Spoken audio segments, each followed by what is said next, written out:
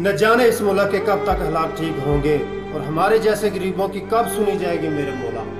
मैं बताता हूं तुम्हें, तुम्हारे इस देश के हालात कैसे ठीक होंगे।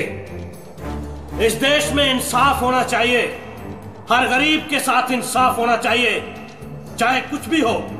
अमीर और गरीब एक बराबर चलने चाहिए, फिर इंशाल्लाह इस देश के हालात बहुत ज्यादा अच्छे होंगे।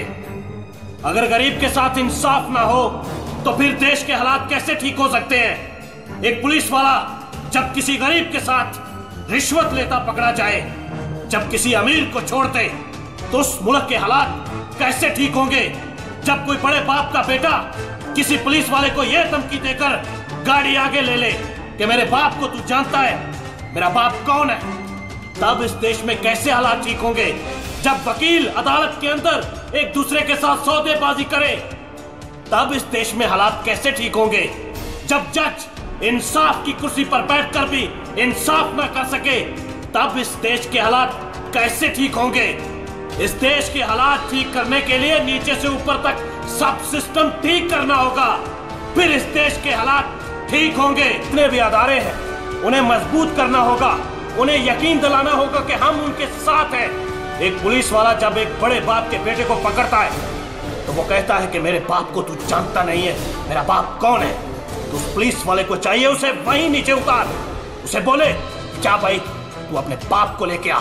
एक मामूली सा नाज़म का बेटा यहाँ चौधरियों की तरह घूमता है जैसे सड़क उसके बाप की हो। और वहीं पुलिस वालों को चाहिए कि गरीब लोगों के साथ भी इतनी ज्यादती मत करें, उनके साथ भी इंसाफ के साथ चले। अमीर बाप के बेटे को तो छोड़ देते हैं, चाहे उसकी गाड़ी में चरस हफीम या शराब हो, लेकिन गरीब के बेटे को एक मामूली से गलती से उसे वहां पर चालान कर देते हैं। कैसा इंसाफ होगा, फिर कैसे चलेगा। यहाँ अदालतों में निजाम बिल्कुल ठीक करना होगा, वकीलों को यह बताना होगा कि इंसाफ की खातिर केस लड़ो। अगर एक आदमी कत्ल करता है तो वकील इतने पैसे लेकर उसे छुड़वा देता है, आराम से वो बच जाता है, तो कैसे होगा इंसाफ, कैसे चलेगा मुल्क। अगर कोई अदालत में केस आ गया किसी जमीन का, तो तारीख पर तारीख, तारीख पर तारीख, कहीं भी तारीख। अरे आदमी बूढ़ा होकर मर जाता है लेकिन तारीख अदालत में चलती है, तो कैसे होगा इंसाफ। हमें इस सिस्टम को ठीक करना होगा। और मैं आप सबसे भी कहता हूँ कि जहां भी कोई करप्ट आदमी देखे, आपके पास मोबाइल है, अपने मोबाइल में वीडियो बनाओ और उसे पकड़ो, फिर मैं देखता हूं वो क्या कर सकता है। चाहे कोई एयरपोर्ट पर है, नादरा के दफ्तर में है, पासपोर्ट दफ्तर में है, कहीं भी है, कहीं से भी है, पुलिस स्टेशन में है, अदालत में है, वकील है, कोई भी है। अगर कोई गलत करे उसे वहीं पर पकड़ो, अपने मोबाइल पर वीडियो बनाओ। दोस्तों, हम लोगों को यह काम करना चाहिए क्योंकि इन काली बेड़ियों को पकड़ना अब हमारा काम है, समझे आप लोग। इंशाल्लाह इंशाल्लाह। पाकिस्तान जिंदाबाद जिंदाबाद।